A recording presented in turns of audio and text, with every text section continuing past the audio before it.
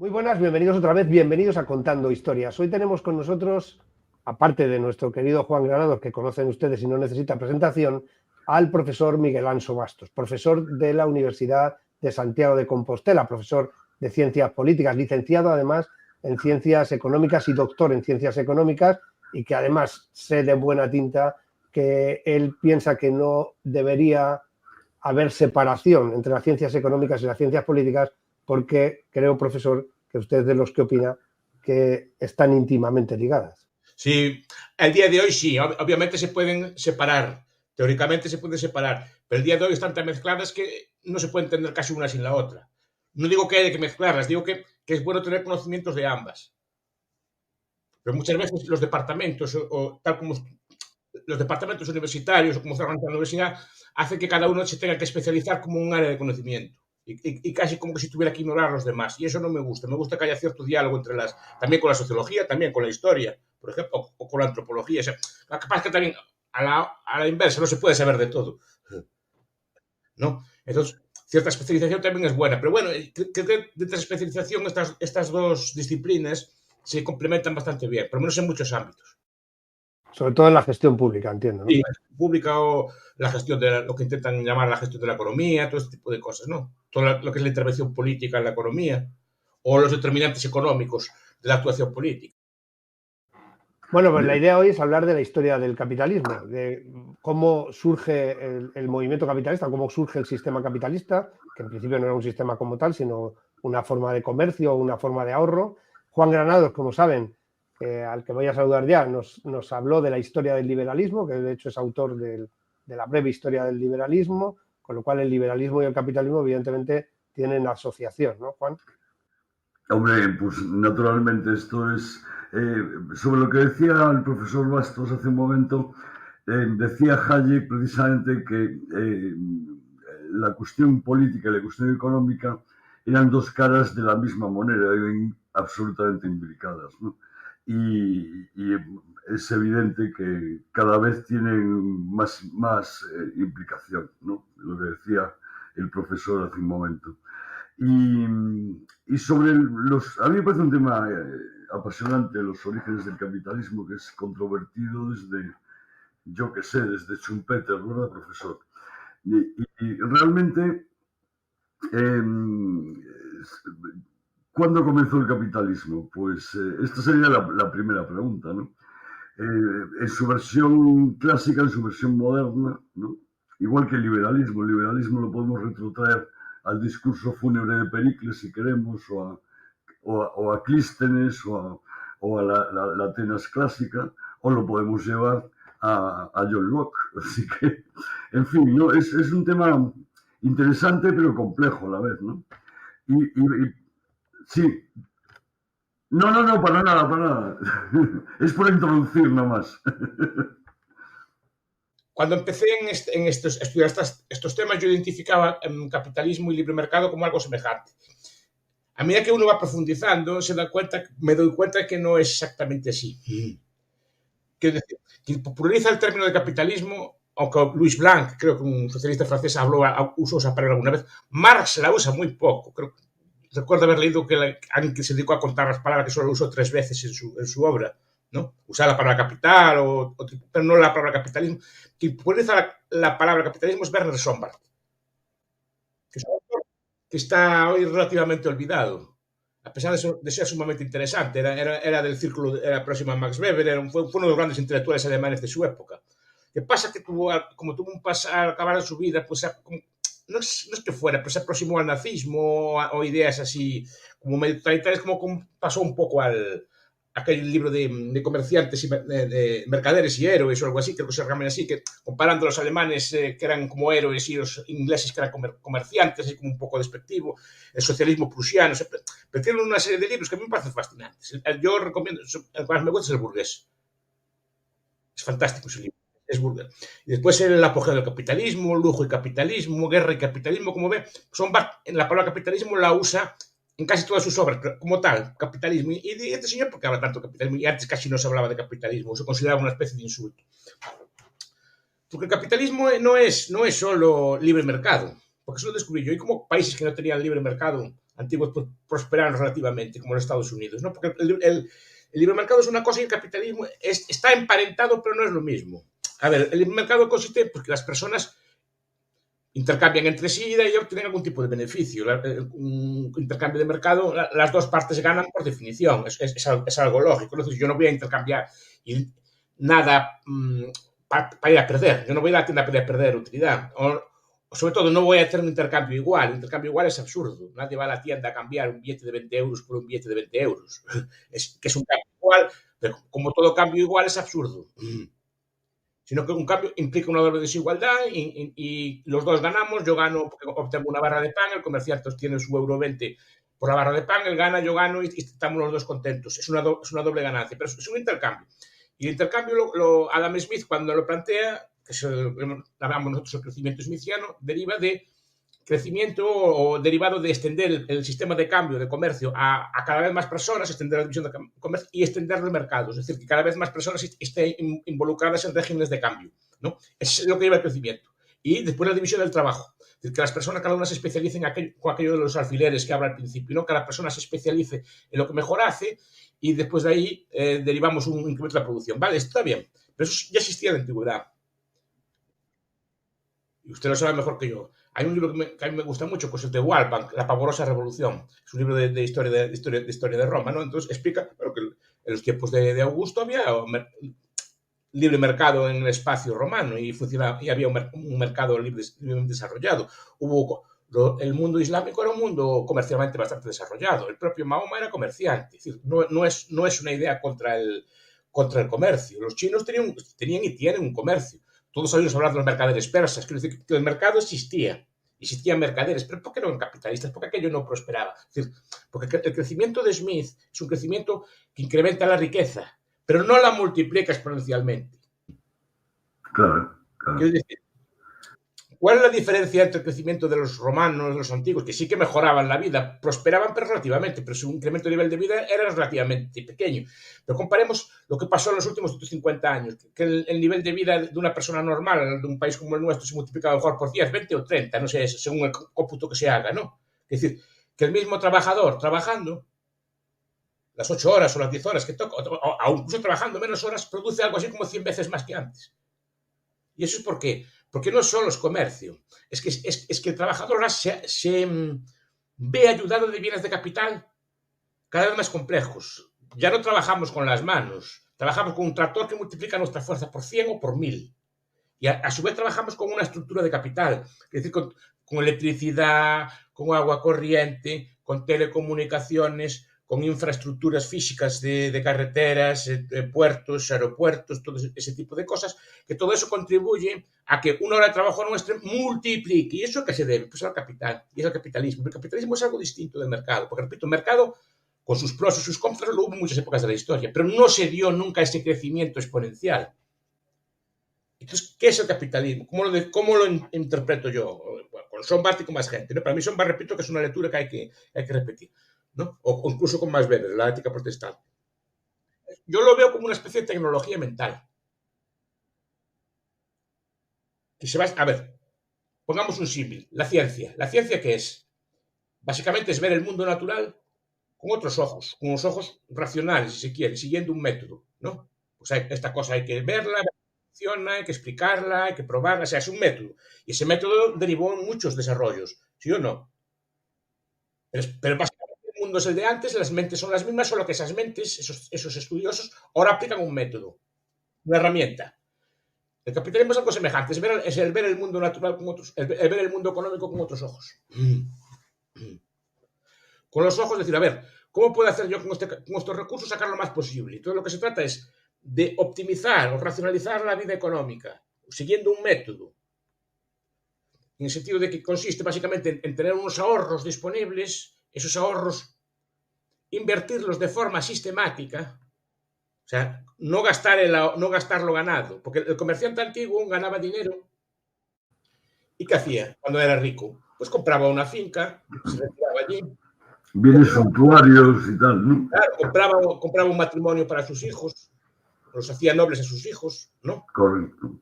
Pero no lo reinvertía de forma sistemática. Decía, gané dinero, ahora lo voy a gastar, ¿no?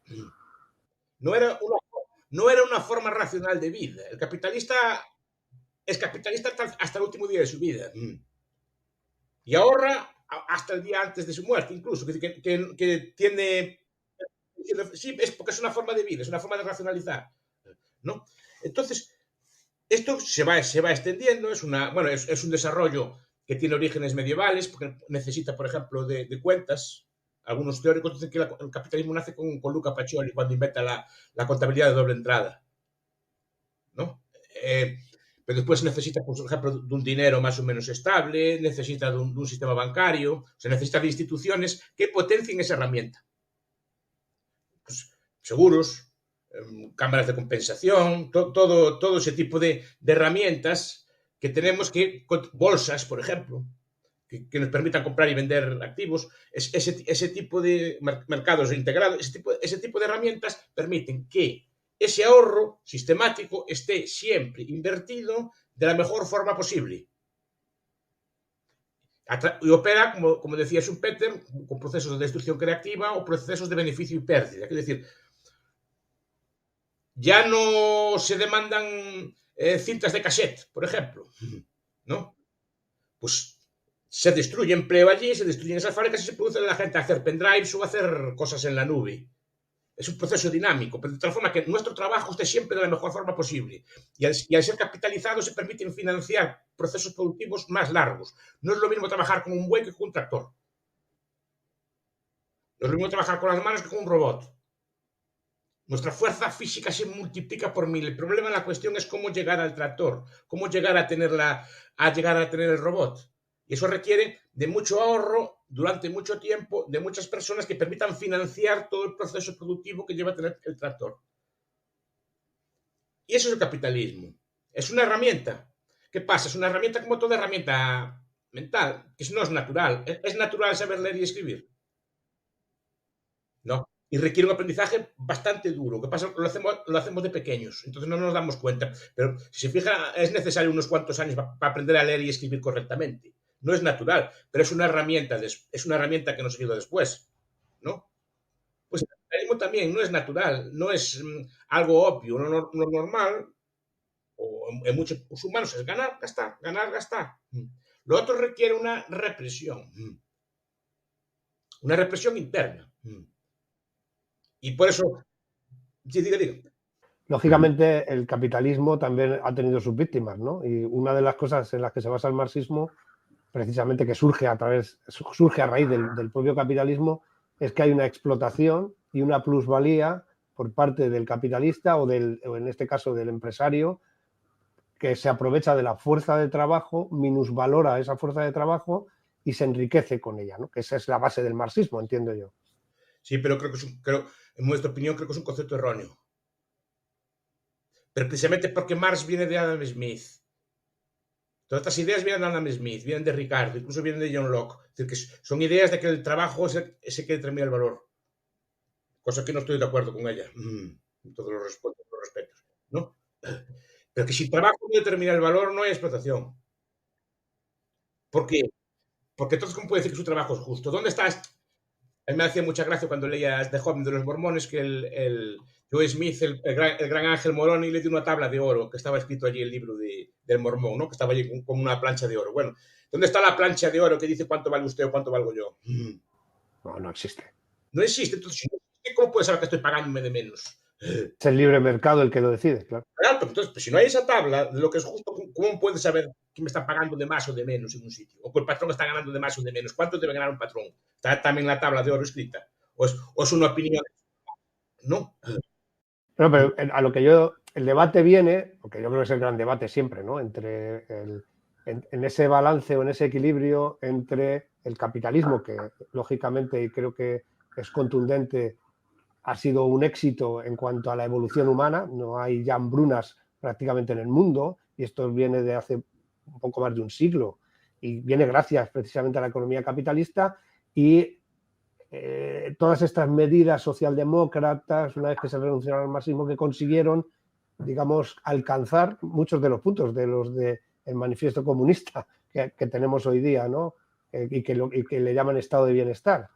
A eso es a lo que me refería. Sí, es otro debate. Vamos a ver, entonces, ¿cómo aparece el capitalismo? Si es la pregunta que estamos haciendo. Pues, esas ideas están ahí. Lo que pasa es que es necesario algún tipo de sociedad que las aplique. Ahí entran varios factores. Por ejemplo, una ventaja es la fragmentación política de Europa. Por eso no se da en China. A pesar de que China, y ahí estoy de acuerdo con los teóricos de la gran divergencia, ¿no? Estoy de acuerdo que China siempre estuvo más desarrollado que Europa. Hasta que empezó el capitalismo. ¿Por qué? Porque aquí el capitalismo es muy revolucionario. Y tenía razón Marx. El capitalismo es muy revolucionario porque destruye las viejas clases sociales, destruye los estamentos, ataca a los terratenientes, ataca a los ataque. Su poder lo relativiza y aparecen nuevas clases de burgueses, de empresarios, cosas que no tienen que ver, digamos, con el espíritu con el ethos del aristocrático, con el ethos del combate, con el ethos de la lucha, sino que es una sociedad más comercial, más de otro estilo.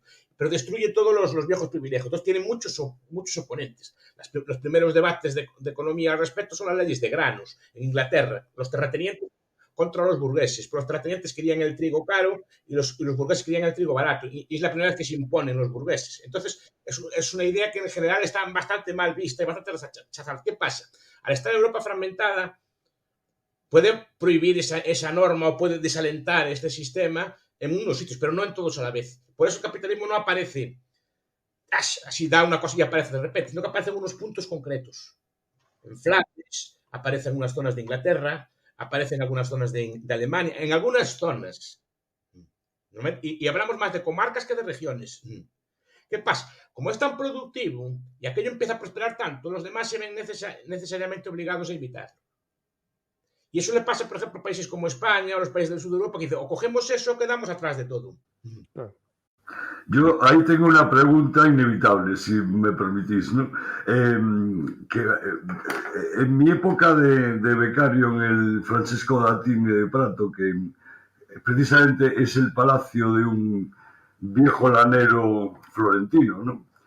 Y respecto a lo que decía el profesor, es impresionante la cantidad de documentación de libros de entrada, de salida, de letras de cambio, de dinero que se cobra en florines, se paga en libras tornesas.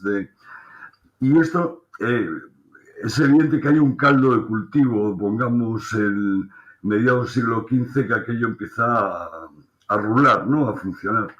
Entonces, la gran diatriba que hubo siempre en la historia económica, partiendo de Max Weber, ¿no? Y de la génesis del capitalismo y estas cuestiones de la influencia del mundo protestante. A mí me gustaría que el profesor nos desmontara ese mito, ¿no?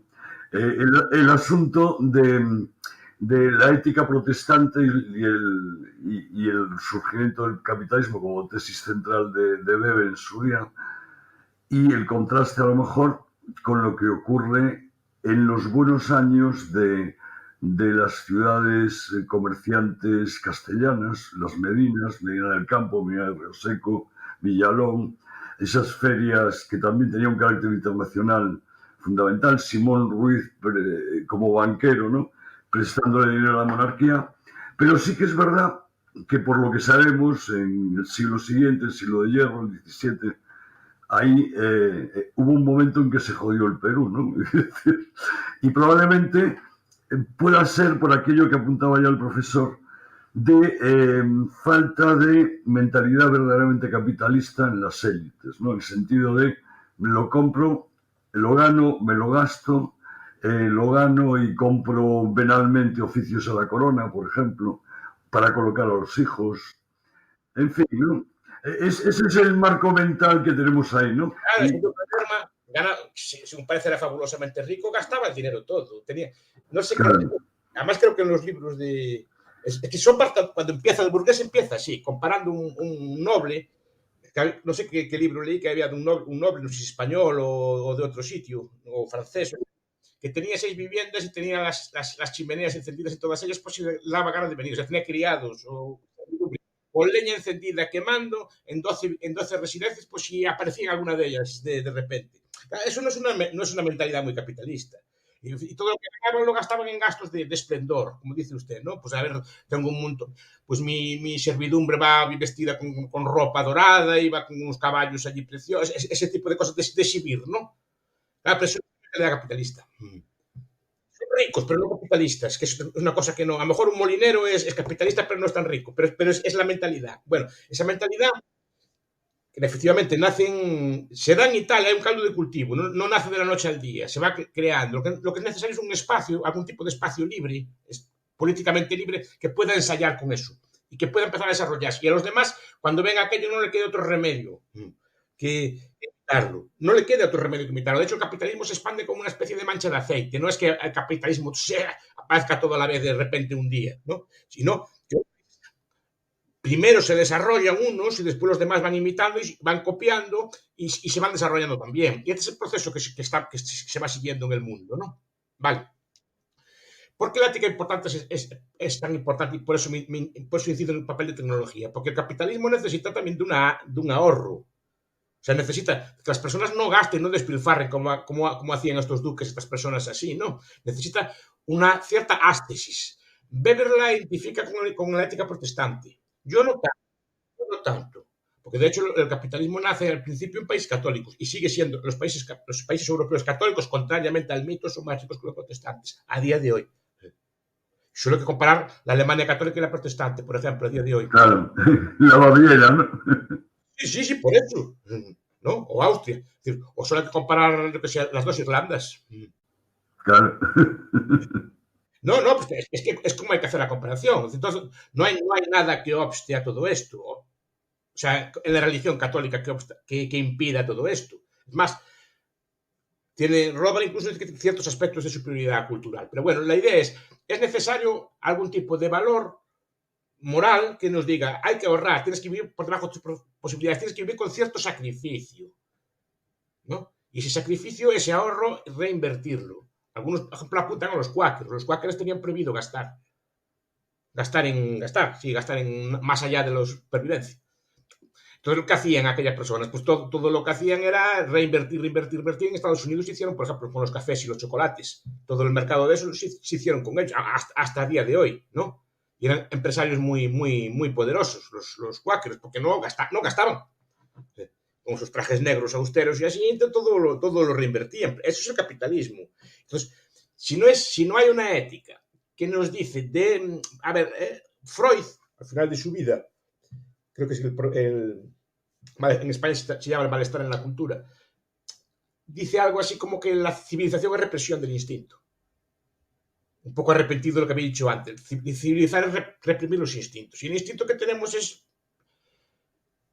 ganar, gastar, quemar el dinero, lujo, comida, vicio, no sé si me explico. Es satisfacer al cuerpo. Eso es lo que es pero no hacerlo teniendo los medios implica represión.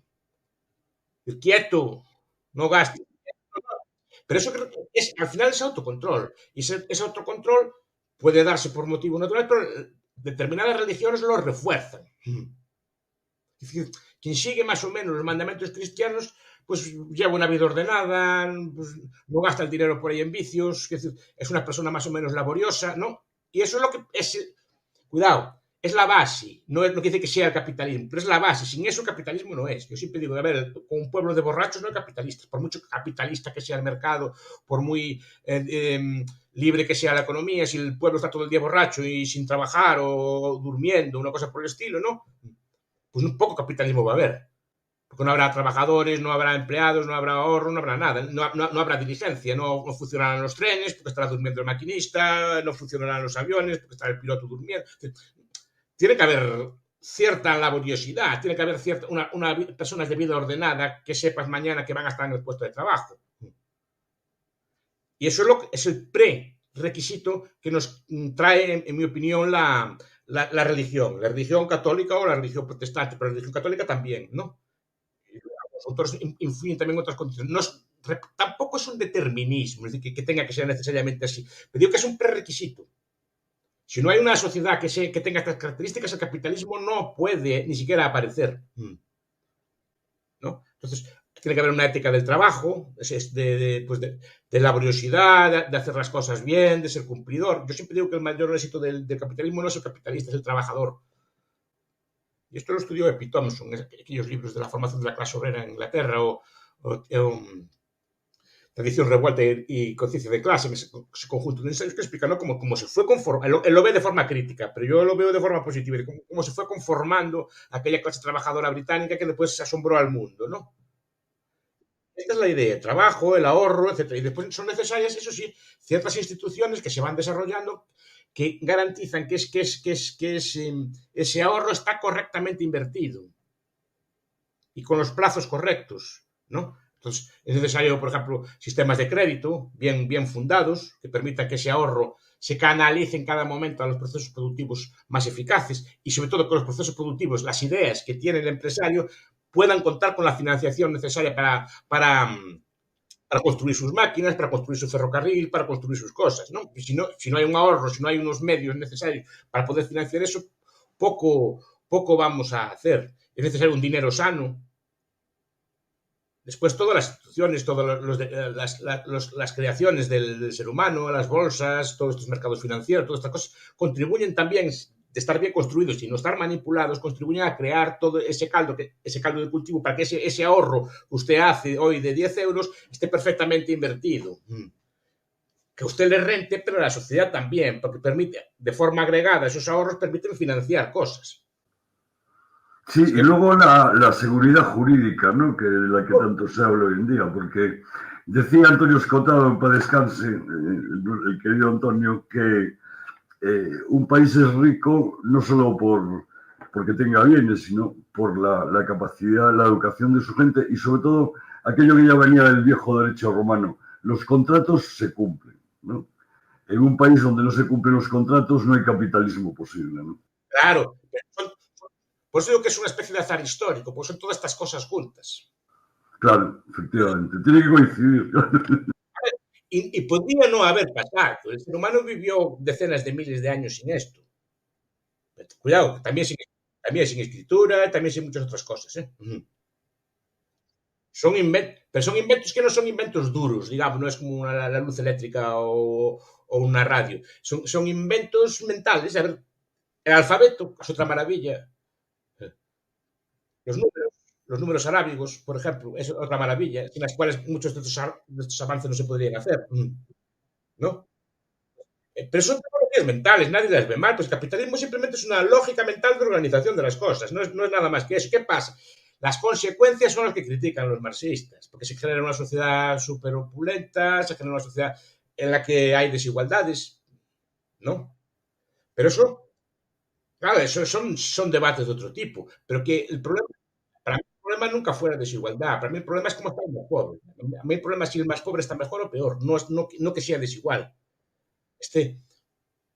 Scheidel, este historiador romano de la Roma antigua, tiene un libro que se llama El Gran Nivelador, que no se discute rara vez, ¿no? Porque es un historiador de la desigualdad, ¿no? Dice, a ver, ¿cuándo eran las sociedades más iguales? Obviamente las sociedades son iguales en las catástrofes, en las pestes, en las hambrunas, en los holocaustos, ahí todos son iguales. ¿Cuándo hay desigualdad? Pues cuando hay prosperidad.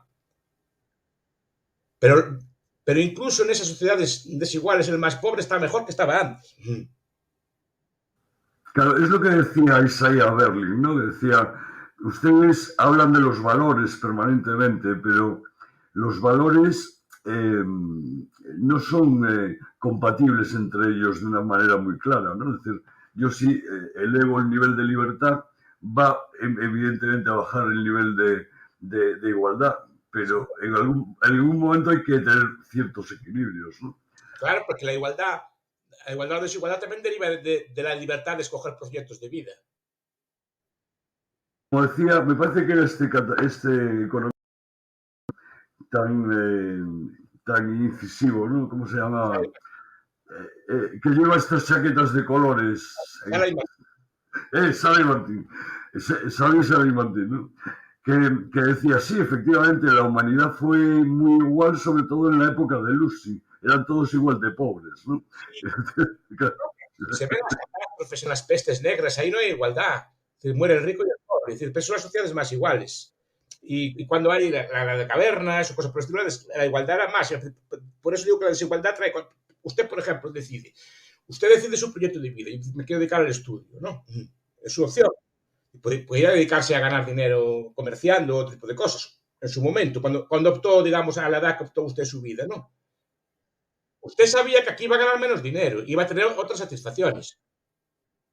Pero no puede quejarse con un señor que se levanta a las 6 de la mañana para vender carne de cerdo o para vender cosas por el estilo gana más que usted.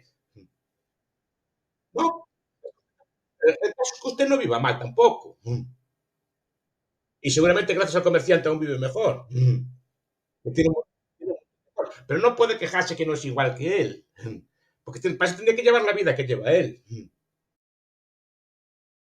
A las frías estadísticas, como hizo el premio Nobel de Economía Angus Deaton en su día, ¿no?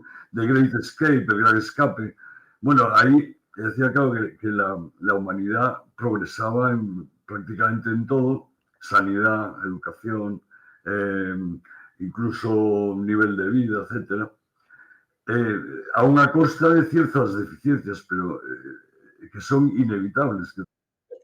La gente quiere que sea automático. Estoy diciendo que algunos países, algunas zonas, empezaron a desarrollarse en el siglo XVIII y siglo XIX. Esos países son los que empezaban a ser los primeros países desarrollados. Los demás países seguían como estaban antes. Entonces, claro, el diferencial era cada vez mayor. Pero no es porque usted estuviera peor, sino porque el otro estaba cada vez mejor. Entonces, lo que no es a imitarlo.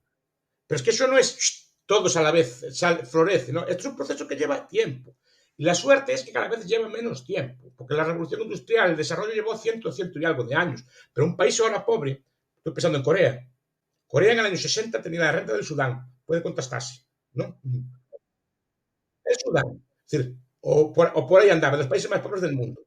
En 50 años fue capaz de desarrollarse, lo que a nosotros nos llevó 150 años, a ellos les llevó 50, porque es lo que dice un historiador que se llama Gerschenkron, son las ventajas de llegar segundo, que no tiene que repetir el proceso, es decir, un país que se desarrolla ahora, por ejemplo en África, no tiene que ir al teléfono de rueda, no tiene que ir al teléfono de botón, ya va al móvil directamente, ya monta una red de wifi, ya no anda con cables, ya va siempre al último grito, ya no va al tren de vapor, va al tren de última generación, se salta las etapas en muy poco tiempo. Nosotros nos llevó mucho tiempo construir lo que tenemos, que cada vez es, pero aún así requiere tiempo.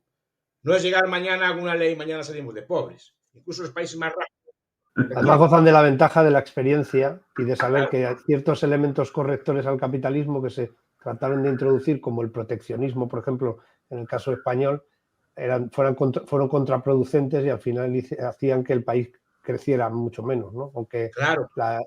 La industria española, por ejemplo, no gozara de buena salud hasta en la Primera Guerra Mundial, donde fueron libres para poder comerciar y fueron libres para... Luego les llamaron acaparadores, pero eso es un suceso donde España creció muchísimo en esos años, precisamente cuando pudieron comerciar libremente hacia el exterior. España, por ejemplo, simplemente es un milagro, es uno de los grandes milagros del mundo. Rara vez se dice, a lo mejor no es muy políticamente correcto y no es cuestión aquí de valorarlo, pero fue uno de los grandes éxitos del mundo, junto con Japón y pocos países más. Cierto. Y sin ayuda, precisamente, porque ahí está la clave. Sin ayuda, no tuvo plan Marshall y eso fue la salvación. Sin embargo, los amigos de la tasa siguen floreciendo permanentemente, no hay manera de que no se corrigen. En cuanto hay un duro, ya lo quieren esquivar. Esa es la tentación. Claro. Los gobernantes sensatos, tipo británicos, así, no es que no quisieran esquilmar como los demás, pero sabían que si dejaban prosperar aquello, al final tenían más para esquilmar. Quiero decir, al final, claro, los países ricos son porque son los impuestos bajos y las regulaciones bajas, pero al final eso engendra estados muy ricos, más ricos que de la otra forma. Es decir, el estado de Singapur o el estado suizo son más ricos que el estado cubano. El estado cubano, todos los recaudos, es un estado de casi del 100% de impuestos. Bueno, es un estado socialista, todo es del estado, tendría que ser aquello riquísimo, no, porque la sociedad en la que se funda es muy pobre. Entonces el estado cubano es muy pobre. El estado suizo, a lo mejor con unos impuestos bajos, pero como una sociedad muy rica, tiene muchísimo más recursos que un estado socialista. Y eso es lo que entendieron algunos políticos, de pensar más a largo plazo, de dejar crecer al país primero, no esquilmarlo, y al final acaban siendo ellos más ricos. Otros estados con más cortoplacista dicen, hay un duro, vamos a quitarlo. Una mentalidad. En España cada vez se ve más. Por eso es muy importante enfatizar en el papel de las ideas. Y enfatizar a qué se debe el capitalismo. por eso discuto tanto esta idea de la mentalidad, que no es una cuestión de eso. Porque mucha gente piensa que el capitalismo es algo dado, que está ahí, que vamos a ser ricos por la noche de los tiempos. Siempre fuimos ricos desde antiguamente y siempre seremos, y esto le demos los golpes que le demos, nunca se va a acabar. Podemos subir todos los impuestos lo que nos dé la gana, y no pasa nada, el Estado se irá a tirar. No. Podemos consumir capital. ¿Cuál es la desgracia de esto? Que las decadencias tampoco son inmediatas, sino que son lentas, es tipo Argentina, no es que llega un día, se levantan ricos y se acuestan pobres, sino que es un proceso de decenios que lentamente se va degradando hasta acabar así, ¿no? Pero no es un día. Es el problema. Si fuera un día, podían ponérsele remedio, pero como es así lento y siempre le puedes echar la culpa al gobierno de antes y este tipo de cosas, y al final te vas acostumbrando a esto y piensas que es como un estado natural de las cosas. Pero es que el capitalismo, como cualquier otro sistema, hay que defenderlo día a día. Defenderlo no, es que el problema del capitalismo, también lo apunto muchas veces, es que no genera una capa cultural. Primero que, a ver, el capitalismo tampoco es una persona, ¿no? Pero en general el sistema o esta idea no tiene una capa cultural. Vence pero no convence, se suele decir, ¿no? Vence pero no convence. Y lo hace bien, pero no tiene amigos. No tiene poetas, no tiene cantantes, no tiene cine, no tiene literatura, o sea, no tiene todo el corpus cultural que es necesario, la coraza que decía Schumpeter, la coraza intelectual que necesita un sistema para defenderse, un sistema ético de valores cumplidos, y eso no el capitalismo ni lo tiene ni creo que lo tenga, porque no le preocupa lo más mínimo. Entonces, claro, al final acaba siendo erosionado como no tampoco tiene interés en los sistemas educativos, o sea, en formar ideas o cosas por el estilo, ¿no? Usted solo tiene que ver en España cuántas editoriales marxistas hay. Y muy buenas, cuidado, ¿eh? Muy buenas, no estoy diciendo que tenga malos libros. Yo hasta recuerdo que había un diario antiguamente, que era el diario público, todos los sábados traía un libro marxista. Lo traía como los sábados, por €1. Oye, más capitalista que eso no hay, pero difundía las ideas, para los jóvenes como yo, que tenían el libro allí para leer todas las semanas. Era un libro bastante digno, que aún los tengo. O sea, por un precio muy barato, ¿no?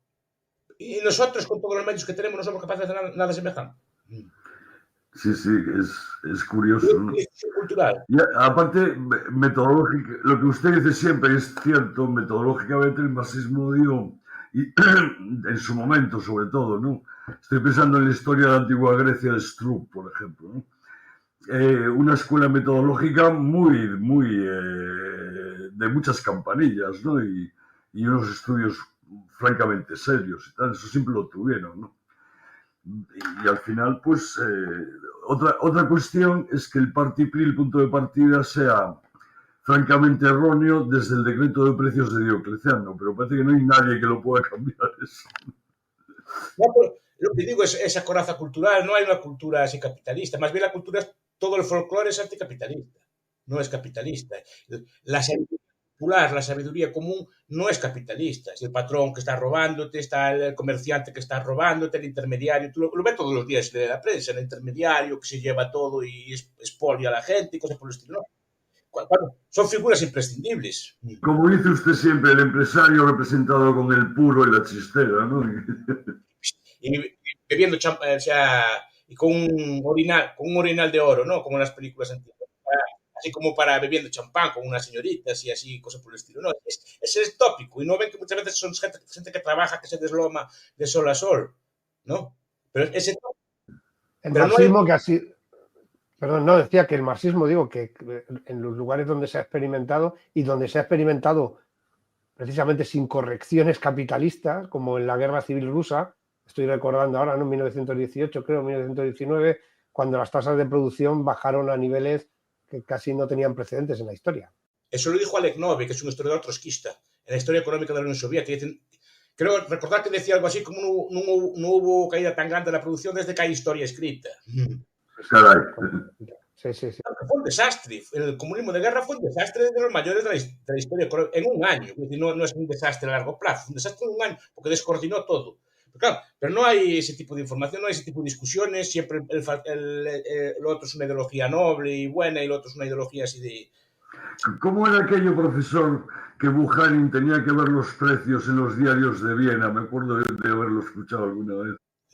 Ahí se abrió el problema del debate del cálculo económico socialista, en el sentido de que Mises, por ejemplo, o el propio Max Weber, o Boris Bruthkus, o Nicolás Pierson, que era primer ministro de Holanda, dijeron, vamos a ver, ¿cómo se puede en un socialismo fijar los precios? ¿Cómo podemos asignar la producción si no hay precios de mercado? Es decir, si solo hay una empresa que es del Estado, ¿no? No hay cambio. Y si no hay cambio, no hay precios. Entonces, ¿cómo asignamos los precios? ¿No? Entonces, al final fue un caos porque usted si tiene que producir electricidad puede producirla de 20 formas distintas. Pero no, si no tiene precios, pues puede escoger la peor. La peor en términos de precio, porque no tiene ninguna referencia. ¿No? O tiene que producir aluminio, o tiene que producir hierro. Hay un horno Siemens, un horno Bessemer. ¿Cuál es el mejor? Pues eso el sistema de precios se lo dice, según la calidad, etc. Si no, no lo sabe. Entonces, al final, se quedaban sin precios. ¿No? Ponían los precios a ojo y aquí era un desbarajuste. Eran precios administrados, eran precios políticos. Entonces, al final, cuando preguntaban a los socialistas cómo ponían los precios, decían fácil, cogemos el Wall Street Journal, miramos los precios de las materias primas y resolvemos las ecuaciones. Lo decían así, por eso lo decían de Buchanan, pero lo dijeron de más gente, de Mao también. Compraban, y para resolver los precios, cogemos los catálogos del Sears Roebuck, los de los grandes supermercados, miramos lo que cuestan las cosas y resolvemos de puras ecuaciones aquí. De hecho, medio en broma, algún teórico socialista llegó a decir que cuando llegara el socialismo a nivel mundial había que dejar a Nueva Zelanda capitalista para que pusiera los precios. Si no, no había forma. Claro, bueno. se daban episodios tan rocambolescos como los cerdos polacos comiendo pan porque era más barato el pan que el trigo, ¿no? Claro. Sí, así es, porque si el precio político del pan es más barato que el trigo por cuestiones políticas, al final los cerdos acaban comiendo pan, lo cual es un desperdicio. De mano de obra, de energía, de un montón de cosas. A los cerdos les da igual el pan que el trigo. ¿No? Es el problema de los precios, que nadie se puede. El capitalismo tiene mucha racionalidad, lo que no tiene es una cultura, es unos valores, una cosa por el estilo. El abandono que hizo el capitalismo de la religión, que no se lleva bien con ella, y eso es un error muy grande, cuando son aliados naturales, y es una cosa que... Y normalmente son enemigos unos de los otros, porque la Iglesia también, en parte, ataca también bastante al capitalismo, y sobre todo la Iglesia que hay ahora. Bueno, es evidente, sí, sí. Claro, pero son aliados naturales, yo no me canso, uno de los temas que más conferencias doy es de capitalismo y economía de mercado, intentando explicar que no son enemigos, para nada, además son aliados naturales, porque un capitalismo sin religión es muy difícil de sostener. Porque un capitalismo no es solo un sistema económico, requiere unos valores éticos y un respaldo detrás. Pues estoy diciendo, requiere una aprobación de vida ordenada. Si no, no funciona. Si la gente no es trabajadora, si la gente está todo el día pues, ahí divirtiéndose, no hay capitalismo que valga, por muy capitalista que sea la sociedad. Necesita gente, pues, como decía John Banville, que es una frase que repito mucho, vidas honestas y aburridas. Ah, qué bueno. Qué bonito. No se ve bonito. Parece que la vida tiene que ser llena de diversiones y experiencias. No, la vida de nuestros padres, honesta y aburrida. Levantarse, trabajar, descansar a lo mejor un poco el domingo, levantarse, trabajar. Así es como sale un país de pobre. No es un ideal, a día de hoy si dice esto lo come en vivo en las redes o lo ataca, cosas por el estilo, pero es así como se sale de pobre. Si lo que quieres... Y sobre todo, cómo se mantiene el capital, porque una de las cosas que no se entiende es que el capital no solo se crea, el capital hay que mantenerlo. Cuando una máquina o un camión se destruyen por el uso, hay que comprar unos nuevos, hay que tener capital suficiente para comprar una máquina nueva, hay que comprar un camión nuevo, hay que reparar la nave industrial cuando está averiada, hay que comprar un robot nuevo cuando el otro se desfasa, ¿no? Y ese tipo de cosas requieren de ahorro previo también. Mantener lo que tenemos incluso ahora sin prosperar requiere también de capital, y eso no se pierde, y requiere de ahorro y de buena inversión. Pero requiere también de unos valores, pero esos valores de inversión al final dependen de la actuación del ser humano. El capitalismo no es algo que esté fuera del ser humano, somos seres humanos actuando de esa forma con una determinada organización. Si no tenemos unos valores previos, poco capitalismo va a salir de ahí. Pero por eso también tiene mala popularidad, porque el capitalismo, digamos, es como antinatural. En el sentido de que muchos pueblos primitivos, cuando tienen dinero, pues lo reparten entre todos. O sea, el capitalismo requiere también no de egoísmo, pero cierto egoísmo sí. Es decir, cada persona pues tiene derecho a guardar lo que ganó, para él y para su familia. Si usted lo que tiene es, cuando tiene dinero, tiene que repartirlo con un montón de primos, le vienen sus tíos a pedir que le preste dinero para una boda o para un entierro, así no se sale de pobre. No, es decir, que necesita cierto, no total, tampoco un egoísmo absoluto, pero sí cierto decir, mira, lo que gané yo es para mí y para mi familia, ¿no? Que sin embargo tendrá su reflejo en la sociedad por el simple movimiento de las acciones económicas. Al final todo el mundo sale beneficiado porque hay... Claro, pero lo que se ve es que uno prospera y cuando uno prospera se intenta que reparta eso con los demás. Y entonces no se le deja prosperar, no se acaba el proceso. En vez de invitar nosotros a hacer lo que hace el que prospera, lo que hacemos es quitarle al que prospera. Pero más bien se le denosta desde el gobierno, cualquiera que sea el gobierno. El gobierno, de la sociedad civil y todo. Eso en países como el nuestro, porque los informes de valores, por ejemplo, que se publican de valores económicos, dicen que España es de los países más anticapitalistas del mundo. Es más, lo que tenemos ahora, en este momento que estoy hablando yo, aún la gente le parece poco. Es decir, Pedro Sánchez y el gobierno dice que aún le parece poco. Si fuera por la población, aún querría más socialismo. Y yo creo que es incluso la propia lógica del gobernante, que si tiene algo de idea, sabe que si arruina el país, también se arruina él. Entonces, hay en la mentalidad colectiva una idea, por ejemplo, en España con el tema de la sanidad pública. Estoy poniendo un ejemplo y no voy a entrar porque no conozco en profundidad todo esto, ¿no? Yo vivo en Países Bajos, como saben, y aquí la sanidad pública colapsó y ahora mismo hay un sistema más o menos de copago. Uno tiene que hacerse un seguro privado ahora mismo, honestamente hablando, la sanidad es mucho más eficiente porque hay muchos mejores hospitales, hay mejores clínicas, pero tienen un sistema de triaje que no te permite ir a urgencias con una gripe. Porque es un sistema muy eficiente. ¿Usted cree que, por eso digo que está en la mentalidad colectiva de valorar mucho lo público? Y a veces lo público, en buena lógica, lo público es ineficiente porque no hay una coacción. Yo no tengo coacción en gastar dinero público para comprar medios que necesito en mi trabajo, por ejemplo, si dispongo de ello, porque no es mi dinero. Sí. Luego tengo menos miramiento hacia lo que gasto que cuando es mi dinero como empresario. Sí. ¿Entiende usted, por tanto, que ese intervencionismo hasta el nivel, no tanto intervencionismo, sino todos estos servicios públicos podían desarrollarse mejor con entidades privadas? Sí. A ver, es que el concepto de público también es decir, el sistema público, porque ya ves, sanidad pública o social holandés o alemán, está basado en el sector privado. Incluso, por lo que entiendo yo, usted seguramente lo tiene más reciente. Seguramente si alguien no puede, lo que hace el Estado es prestarle, pero prestarle un seguro. Un seguro, no le monta un aparato administrativo todo, sino que tome este dinero y paga usted un seguro. No. Como el consorcio de compensación de seguros con un coche, pues más o menos es lo mismo.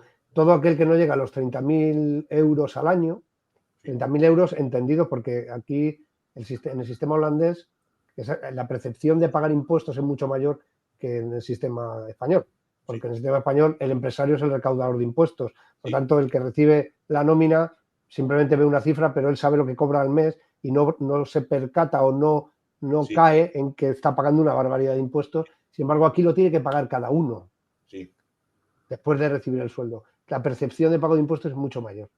Y esa es la razón de que todos sepan lo que cobran, todos saben que tienen que pagar un seguro médico porque es obligatorio, y el que no dispone, el que no llega a una renta mínima, el Estado le facilita un seguro que también es otra entidad. Claro, pero esto es un sistema, incluso aceptándolo, es un sistema de sanidad público.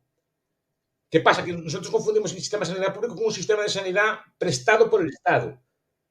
Hay públicos que la población esté asegurada. Aquí público se entiende que sea un aparato estatal. De hecho, el sistema español está copiado del NHS británico y que está copiado sobre el sistema soviético.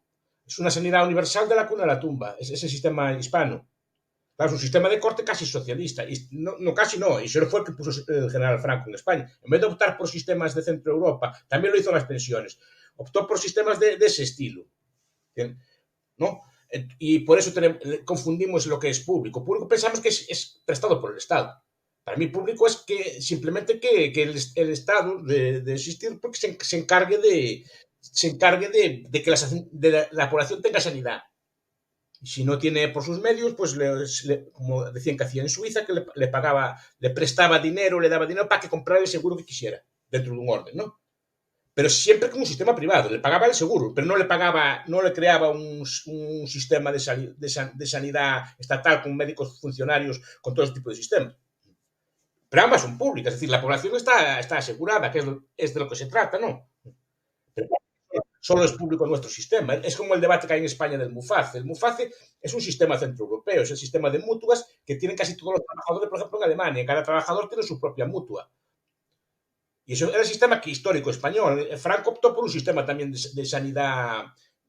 Claro, pero eso fue por la influencia falangista, porque a lo que menciona usted del sistema de pensiones, que siempre fue un sistema de capitalización durante la Restauración e incluso durante la República, en el 39 cambia a un sistema de reparto. Claro, en ese momento, que se supone que iba a crecer mucho la población después de la Guerra Civil, el sistema de reparto parecía el más adecuado. Pero un sistema de reparto precisamente para que las pensiones fueran mayores, porque en ese momento se podía. Claro, es un sistema que evidentemente depende muchísimo de la demografía, ¿no? Sí. Pero viene del mundo falangista, que al final bebe del socialismo en todo ese tipo de cuestiones sociales. Y no solo eso, porque además es un impuesto, ¿eh? Claro, sí. Son muchos a pagar y pocos a cobrar, ¿eh? Es un impuesto. Sí. No, y pocos a cobrar durante poco tiempo. Porque la supervivencia al principio era de 4 años. O sea, lo que cobraba un pensionista era 4 años. Ahora estamos hablando de 20 años de supervivencia. O sea, es un impuesto además demostrado judicialmente, ¿no? En el juicio de los Amis, creo que fue donde se falló que era un impuesto y no un seguro, ¿no? Sí, porque los Amis podían... Los Amis pueden pagar impuestos, porque la religión de ellos le permite pagar impuestos. Lo que no les permite es asegurarse. Porque por aquello de Dios proveerá, este tipo de cosas, entonces no tienen permitido el seguro. Y se lo vendían como un seguro. Y entonces ellos se negaban a pagar un seguro. Fueron a juicio y demostraron efectivamente que no era un seguro y que era un impuesto. Entonces lo pagan, pero porque es un impuesto. Qué bueno. La retórica en todo el mundo es de seguro. Entonces en España se llama seguridad social o tienen sistemas así de seguro. Pero no es un seguro. Seguro, sí. Tiene cálculo actuarial, ¿no? Y el problema ahora es cómo reformarlo, que es el problema, que cambiar el sistema es muy difícil. Claro, porque los que hemos estado aportando durante toda nuestra vida, si ahora se empieza con un sistema de capitalización, que va a ser de nosotros, ¿no? Hay fórmulas. La fórmula de Feldstein, cosas por el estilo, pero son costosísimas, en el sentido de que las generaciones trabajadoras tienen que pagar doble. Claro. La suya. Mientras usted tiene que pagar una pensión privada para ellos y la pública suya. Entonces, pero bueno, usted defiende que no hay una bolsa de pensiones realmente, sino que esto forma parte de todo el presupuesto del Estado y que ellos destinan. Eso es la idea de separar la seguridad social del resto del Estado, como si fuera una cosa aparte, ¿no? Como si su bolsillo derecho fuera distinto del izquierdo, ¿no? Pues crea un artefacto contable, le meten los ingresos y los costes, y cuando había superávit, que fue hasta hace relativamente poco, es decir, que lo que se cobraba por impuestos era mayor, ese excedente iba para el Estado y lo gastaba en lo que entendía pertinente. De hecho, debía ser tal que en España no hacía falta impuesto a la renta. No, es cierto. Pero si usted va a las cifras de los años 20, cobraban 70.000 o 80.000 personas solamente. ¿Cómo se financiaba? Por impuestos de este estilo. Era tal la masa de población a trabajar y tan pocos a cobrar que eso era un superávit enorme. Claro. Entonces, ¿qué pasa? Y al revés, es decir, que cuando ahora hay déficit en el sistema contable, pues el Estado le hace un préstamo a la seguridad social, menudo préstamo le hace, como se lo va a devolver, si parece. Es decir, es un artefacto contable. Igual que la bolsa esa del fondo de reserva. Es decir, Zapatero, Aznar, lo que fuera, daban dinero al fondo, cuando había dinero. Vale, daban, qué sé, 1.000 millones de euros, no sé cuántos serían. Pero bueno, 1.000 millones de euros. Bueno, pues lo que hacía el fondo de reserva, cogía los 1.000 millones de euros y ¿qué hacía? Los metía en un cerdito. ¿No? Compraba deuda del Estado español. O sea, por un lado le daban 1.000 millones, por el otro los devolvía. Y quedaba un fondo de reserva de títulos de deuda pública del Reino de España. Al principio aún hacían, y esto cuidado, fue el PP que supuso. Al principio querían hacer como en otros países, comprar acciones en bolsa o propiedades, o como hacen en Noruega o así.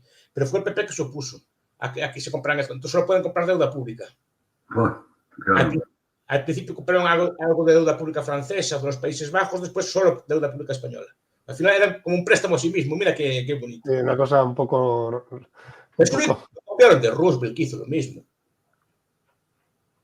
Ni siquiera son originales. Es decir, que estas cosas ya son sabidas. Y además, los títulos de deuda del fondo se pagan con más títulos de deuda. No se pagan con dinero. O sea, no hay realmente nada, hay deuda pública, un punto. Pero deuda pública, como si emites deuda pública nueva, es lo mismo. Claro. Exactamente. Juan, porque para no abusar mucho del profesor, que llevamos 55 minutos, si tienes alguna última pregunta tú. Bueno, yo solo tengo una última pregunta que resume un poco, ¿no? Hasta dónde hemos ido llegando, ¿no? Cuando Francis Fukuyama dijo aquello de hemos llegado, influenciado por Collet y tal, ¿no? Decía, hemos llegado al fin de la historia, y decía, porque realmente el sistema que funciona, ya sabemos cuál es, y la gente de buena gana va a ir, bueno, pues asimilándose a democracias razonables que adoptan el sistema capitalista, ¿no? Luego se había arrepentido y dijo, pues esto no va tan rápido como yo creía, ya recordáis, ¿no? Y esa es mi pregunta, es decir, si tenemos la receta, ¿por qué de forma recurrente, permanente, lo vemos en todas partes, ¿no? Se pretende la vuelta atrás a experiencias que realmente lo único que han demostrado es que han traído miseria, ¿no? Ya le contesto ahora, porque no explicamos la receta, y hablo por mí, los que nos dedicamos a esto, no la explicamos bien, no explicamos de dónde viene, solo lo vemos como algo dado. Que cuando yo era joven decía, no, es el sistema así, es el mundo así. No, el mundo así es así porque se piensa que es alguien, se piensan las personas que es así y saben que funciona así, y hay que explicar cómo funciona. Y no nos dedicamos a explicar lo que funciona, ni siquiera de forma didáctica. No hay educación financiera, por ejemplo, en los jóvenes, muy poca. Cierto.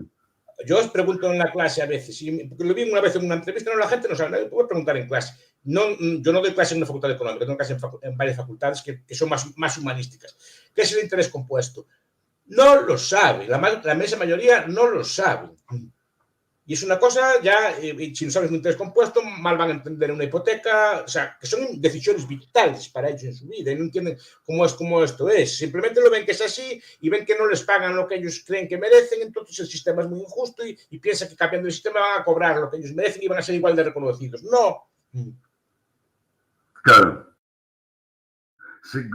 Permanentemente se trata de convertir los deseos en realidad y es muy, eso no funciona así. Usted que estudia educación, yo le diría una cosa. Coja los manuales que se enseñan en la Junta de hoy. Los contenidos. Sobre todo los de ciencias sociales. Y a ver qué filosofía económica tienen. Y después me lo dice. Sí, bueno, podría decirlo ahora. Pero bueno. Usted sabe mucho de eso.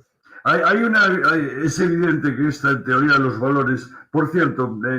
Creo cuando hice la breve historia del liberalismo disfruté como un bellaco, se puede decir así, con un prólogo suyo a un libro de Gambeschi, algo de que era sobre el liberalismo triste, ¿no? Qué texto más maravilloso. Pero ahí fue cuando empecé a entender a Isaiah Berlin, ¿no? Y me vino muy bien luego para hacer un trabajo precisamente monográfico sobre él en un libro que había hecho la UNED, donde estoy también, sobre pensadores judíos y tal. Y ya me he perdido, ya no sé dónde estaba. Usted que está en la educación. Correcto, sí. Coge los textos. Claro, no hay de la censura ni mucho menos, ¿no? Es decir, ¿qué pasa? No hay un solo texto que defienda, que explique cómo funciona el sistema. No hay un solo texto. El valor predominante, con muchísima diferencia, si hacemos... simplemente una lectura estadística de los vocablos que aparecen a lo largo de todos los libros de historia, lo que más predomina es igualdad permanentemente o digamos la crítica a la falta de igualdad, ¿no? Sí, se explica todo así. Eso por ahí. Después es un planeta que llora. Sí. Las lágrimas. Y después allí se ven unas fábricas echando humo que hacen que el planeta llore. Ah, vale, pero ¿y cómo comemos todos los días? ¿Cómo tenemos luz? ¿Cómo tenemos estas cosas sin esa cosa que hace llorar la Tierra? Es decir, no, parece que no se explica por lo menos, y no es culpa de ellos, es culpa nuestra. No sé si alguien escribe un texto de estos y tampoco tiene por qué ser una apología del capitalismo salvaje, pero explicando un poco, por lo menos que esto está debatido, ¿no? Claro, efectivamente, es que está debatido y estadísticamente visto. Hablábamos antes de Edison, ¿no? Sí. Pues al menos poner los fríos datos encima de la mesa, no se pide mucho más, ¿no? Realmente. Yo con los datos. Yo nunca había nadie convencido con datos, ¿eh? Bueno, ayudan, ¿no? Digo en serio porque muchas veces no pensamos, llegamos allí con unas estadísticas de crecimiento y ya la gente se convence. No. La gente se convence con argumentos morales o con argumentos de otro estilo. Es mi experiencia de muchos años. El dato que te sacan ellos otro. Ya.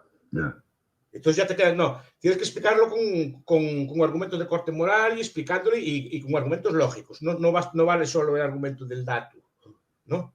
Pues te dicen que el dato es falso o cualquier cosa falsa. En cambio, si le hace un argumento lógico, ya es distinto. Cuando dice usted que en el comercio las dos partes tienen que ganar, es un argumento lógico. Y ahí no le pueden decir que el dato ni sé qué, no sé cuánto. Es un argumento lógico y tiene que ser así. Por ejemplo. Cierto. Pues hay que usar argumentos de ese estilo y explicarlos, y explicar moralmente. Y con ejemplos, no solo Cuba y tal, el dato del PIB, de no sé qué. Eso está muy bien, pero no cambia la mente. O sea, es mi opinión, ¿no? Nunca había nadie convencido con esas cosas. No, seguramente que no. Está claro. Pero los prejuicios mentales son difíciles de... Bueno, como decía Spinoza aquello, ¿no? Dice, usted quiere cambiar a un perro pachón por uno de caza y que uno haga lo del otro, el trabajo del otro. Eso es muy difícil. Muy difícil, claro. Bueno, pues no le queremos entretener más. Hasta la próxima, si Dios quiere. Ah, sí, yo me encantaría hacer más porque se aprende mucho. Sí. Me gusta mucho hablar con usted, lo paso muy bien. Es un verdadero placer, Miguel Ancho, de verdad. A ver si vemos un día por Santiago y nos tomamos una cerveza. Muchas gracias a todos y nos vemos en el siguiente. Gracias. Chao. Chao, hasta luego.